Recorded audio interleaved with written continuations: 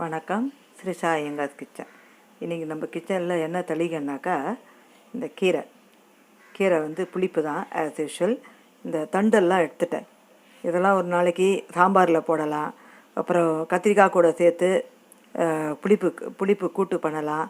வெறும் கீரை தண்டு போட்டு புளிப்பு கூட்டு, வாழைத்தண்டு போட்டு புளிப்பு கூட்டு பண்ணலாம். அதனால் இது தனியாக எடுத்து வச்சுருக்கேன். ஒரு 6 தக்காளி குக்கர்லேயே போட்டு இதையும் இந்த பச்சை மிளகாய் போட்டு வேக வச்சுட்டேன். அப்போ தான் உங்களுக்கு நல்லா மசியாக காரமெல்லாம் இறங்கும். இதை வந்து கொஞ்சமாக இவ்வளோண்டு புளி தக்காளி நிறைய போட்டதுனால ஒரு சின்னதாக லெமன் சைஸ் அளவுக்கு புளியை ஊற்றி ஊற வச்சுருக்கேன். கோஸும் கேரட்டும் போட்டு துருவிட்டேன். தேங்காய் போட்டு கறி, சேப்பக்கிழங்கு ரோஸ்ட்டு. இங்கே ஒரு ஸ்பூன், 1.25 ஸ்பூன் எண்ணெய் விட்டுருக்கேன். நம்ம கோஸுக்கு தாளிக்க போகிறோம். கடுகு பொரியட்டும். இங்கேயும் எண்ணெய் விட்டுருக்கேன். இந்த கீரையை கொஞ்சம் வதக்கிட்டு அதுக்கப்புறமா நம்ம வந்து வேக வச்சோம்னா சீக்கிரம் வெந்துடும். கீரை போட்டுக்கிறேன். கீரை மொத்தம் போட்டேன். அடுப்பு சிம்மில் இருக்குது. அப்படியே கிளறி விட்டுக்கலாம். இது கொஞ்சம் அமுங்கிடும். அதுக்கப்புறமா தண்ணி விட்டுக்கலாம். இங்கே இது கீரை ஆட்டம். இங்கே கடுகு பொரிஞ்சிட்டு கொஞ்சம் உளுந்து போட்டுக்கலாம். உளுந்து, கொஞ்சமாக கடலைப்பருப்பு,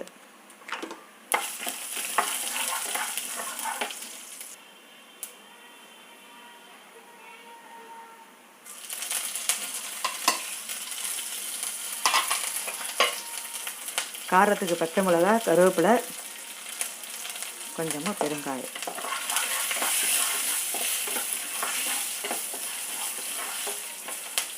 இது துருவினதுனால சீக்கிரம் வெந்துடும்.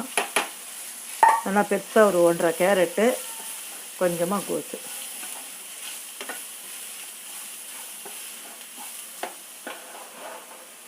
இதுக்கு உப்பு போட்டு, இந்த காய்க்கு கொஞ்சமாக மஞ்சப்பொடி, இந்த காய்க்கு தேவையான கொஞ்சமாக உப்பு, ஒரு சிட்டிக்கை போடுறேன்.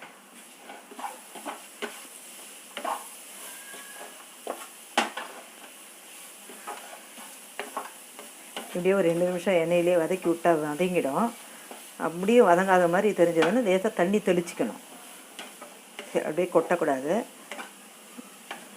நான் என்ன பண்ண போகிறேன், கொஞ்சமாக தண்ணி, அவ்வளோதான். ஒரு 2 ஸ்பூன் போல், ஒரு கால் கப்பு போல் விட்டுருப்பேன். அவ்வளோதான். அப்படியே இருக்கட்டும். இந்த கீரை இன்னும் கொஞ்சம் அமுங்கட்டும். பாருங்க, எண்ணெயில் நல்லா வதக்கி விட்டுட்டேன். இன்னும் தண்ணியை விடலை. கீரையை வந்து இது மாதிரி நானே பண்ணியிருக்கேன். டைம் இல்லைன்னா குக்கரில் வச்சுருக்கேன். கொஞ்சம் டைம் இருக்கிறப்ப இது மாதிரி ஓப்பன் பாட்லேயே கீரையை வேக வச்சு, கீரையை மூடக்கூடாது, வேக வச்சு பண்ணோம்னா காயும் சரி, குழம்பு சரி, சூப்பராக இருக்கும். கீரை முளைப்புது எல்லாமே நல்லாயிருக்கும். ஓப்பன் பாட்லேயே பண்ணோம்னா. இப்போ இதில் தண்ணி விட்டுக்கலாம். இந்த கீரை கொஞ்சம் வேகட்டும். இந்த தண்டெல்லாம் இருக்குது கொஞ்சம் அதெல்லாம் வேகட்டும்.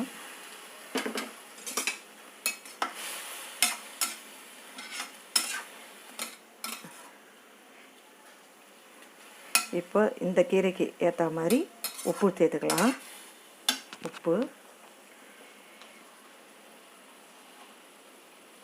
கொஞ்சம் உப்பு இப்போ சேர்த்துக்கலாம்.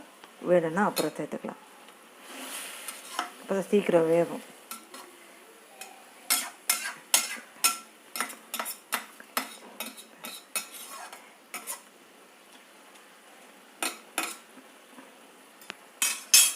இன்னும் கொஞ்சம் தண்ணி, இந்த தண்டாக இருக்குது, அதெல்லாம் தான் கொஞ்சம் வேகணும். சேர்த்துட்டு இப்போ வேகட்டும். இங்கே பாருங்கள், நம்ம கொஞ்சமாக தான் தண்ணி விட்டோம். அப்படியே ஜம்முன்னு பூ மாதிரி வெந்துடுது. எல்லாம் நல்லா வெந்திருக்கும். இந்த உடையிறது கோஸு வெந்து போச்சு. இப்போ தேங்காய் சேர்த்துக்கலாம்.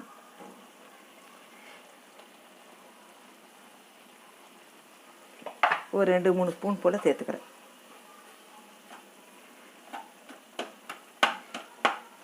தேங்காய் வேண்டான்னா அப்படியே கூட இறக்கலாம். பயத்தம்பருப்பு இருந்ததுன்னா வேக வச்சு அதை போட்டுக்கலாம். தேங்காய் வேண்டான்னா பட்டாணி போடலாம், அதில் காலிஃப்ளவர் போடலாம்.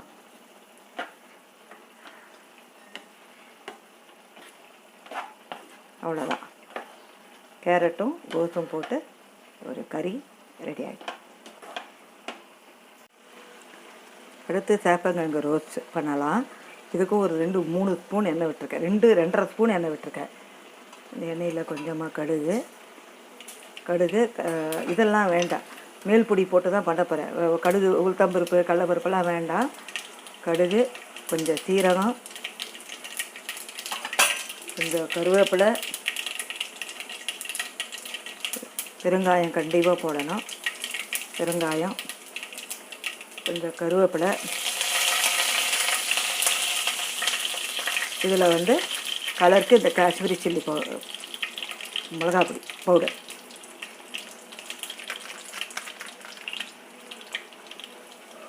இது கலருக்கு மட்டும்தான், நம்ம மேல் பொடி போட போகிறோம், அதனால் கலருக்கு மட்டும். இந்த சேப்பங்கிழங்கு, வேக வச்ச சேப்பங்கிழங்கு, கொஞ்சம் மஞ்சள் பொடி, இந்த காய்க்கு தேவையான உப்பு.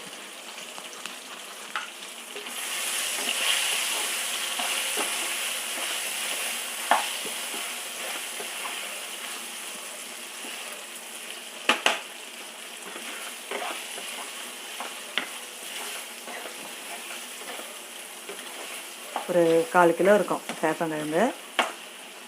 இப்போ இதில் இந்த கறிப்பொடி, மேல் பொடி, கறிப்பொடி என்ன வேணாலும் சொல்லலாம், ஒரு ஸ்பூன் 1.5 ஸ்பூன் போட்டுக்கிறேன்.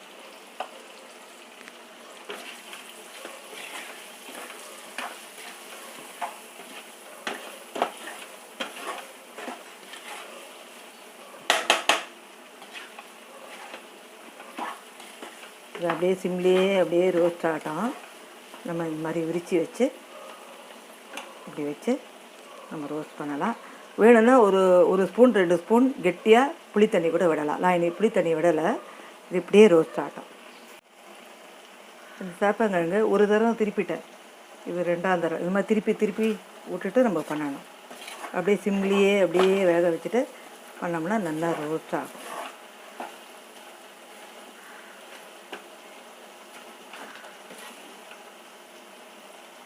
அப்படியே இருக்கட்டும்.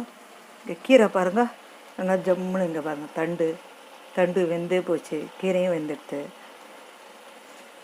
நம்ம விட்ட தண்ணியெலாம் கூட கரெக்டாகிட்டு இங்கே பாருங்கள், சுண்டிட்டு. இந்த தண்ணி இருக்கட்டும், நம்ம கீரை குழம்பு தான் பண்ண போகிறோம். அதனால் இந்த தண்ணியிலே என்ன பண்ணலாம், இந்த வெந்த பச்சை மிளகாய், வெந்த பச்சை மிளகா சேர்த்தோம்னா அது இது மசிச்சு நல்லா காரம் இறங்கும். ஏன்னா பச்சை மிளகா காரம் தான், வேறு காரம் கிடையாது. அதனால தான் நான் வந்து குக்கரில் போட்டு வேக வச்சுட்டேன். இல்லைன்னா இந்த கீரை கூடவே போட்டு வேக வச்சுக்கலாம். நான் பருப்பு போட்டதுனால அப்படியே வேக வச்சுட்டேன். நம்ம இது மாதிரி மசித்து விட்டோம்னா நல்லா காரம் இறங்கும். இந்த வர பச்சை மிளகாலாம் உருவே தெரியாமல் மசிச்சுக்கணும். இல்லைன்னா கீரை கடையிற சட்டி இருந்ததுன்னா அதில் போட்டு கடைஞ்சிடலாம். கடைஞ்சோம்னா எல்லாமே நல்லா ஒன்றா சேர்ந்து ஜம்முன்னு வரும். நாங்கள் கடையிறதில்ல, அதனால் நான் இப்படியே மசிச்சுக்கிறேன்.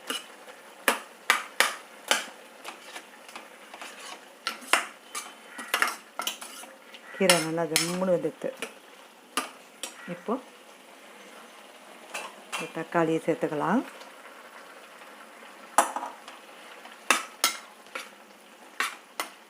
நான் சமையலில் வந்து கொஞ்சம் தக்காளிலாம் கூட போடுவேன். புளி வந்து கம்மியாக தான் போடுவேன், தக்காளி நிறையா இருக்கும். அதனால் உங்களுக்கு எவ்வளோ புளிப்பு வேணுமோ அதை பார்த்து போட்டுக்கணும்.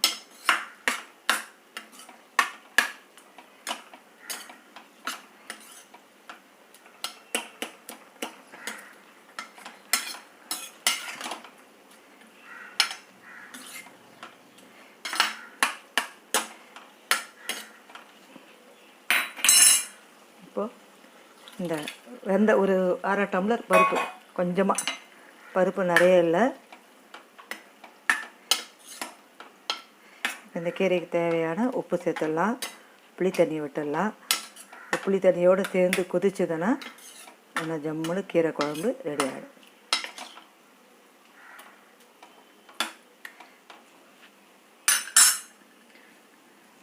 புளி தண்ணி எவ்வளோ புளிப்பு வேணுமோ, நான் தண்ணியாக தான் வச்சுருக்கேன், அதனால் திட்டமாக புளிப்பு எவ்வளோ வேணுமோ சேர்த்துட்டேன்.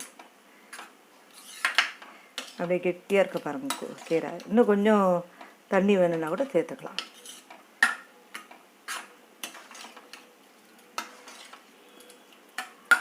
இன்னும் கொஞ்சம் வேகட்டும், இந்த புளி தண்ணியிலலாம் வேகணும். இன்னும் கொஞ்சம் புளி தண்ணி சேர்த்துக்கிறேன்.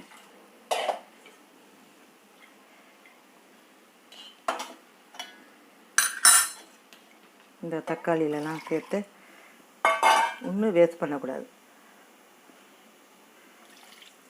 அவ்வளோதான். இப்போ இந்த கீரைக்கு தேவையான உப்பு இப்போ சேர்த்துக்கலாம். அப்போ கொஞ்சம் சேர்த்தோம், திருப்பி உப்பு சேர்த்துக்கலாம். இன்னொரு ஸ்பூன் உப்பு சேர்த்துக்கிறேன். அவ்வளோதான். இப்போது நல்லா கொதிக்கட்டும். நல்லா கெட்டியாகவும் இருக்குது, ரொம்ப தண்ணியாகவும் இல்லை. கீரை பார்க்குறதுக்கே நல்லா கலர்ஃபுல்லாக ஜம்முன்னு இருக்குது. இப்போ கொதிக்கட்டும்.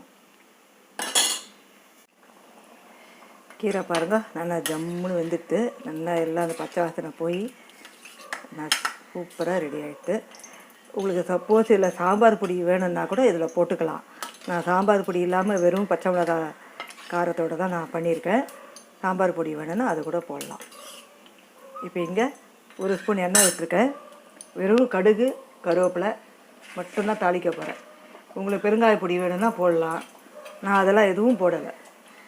இது பாருங்கள் எவ்வளோ ரோஸ்ட்டாக எப்படி வந்திருக்கு. இன்னும் இது ஆற வரைக்கும் அப்படியே வச்சுருக்கேன், இன்னும் ஆஃப் பண்ணலை.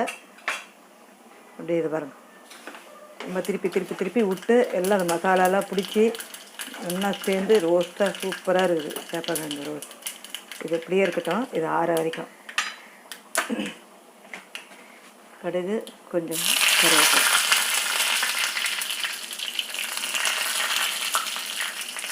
கீரையை ஆஃப் பண்ணிடலாம். அப்படியே எடுத்து கீரையை சேர்த்து அவ்வளோதான்.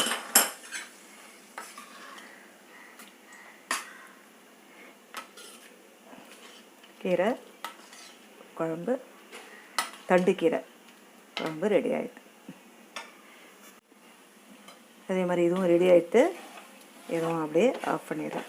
நம்ம விட்ட எண்ணெய் எல்லாம் பிடிச்சிக்கிட்டு அப்படியே ரோஸ்ட் ஆகிட்டு இதையும் ஆஃப் பண்ணிடுறேன். எல்லாம் ரெடி ஆகிட்டு என்னோடய சமையல் ரெடி ஆகிட்டு. சாதம், தண்டுக்கீரை குழம்பு, அப்புறம் கேரட்டும் கோஸும் போட்டு ஒரு தேங்காய் போட்ட கறி, அப்புறம் சேப்பங்கிழங்கு ரோஸ்ட்டு. நீங்களும் இதே மாதிரி ட்ரை பண்ணி பாருங்கள். தேங்க்யூ.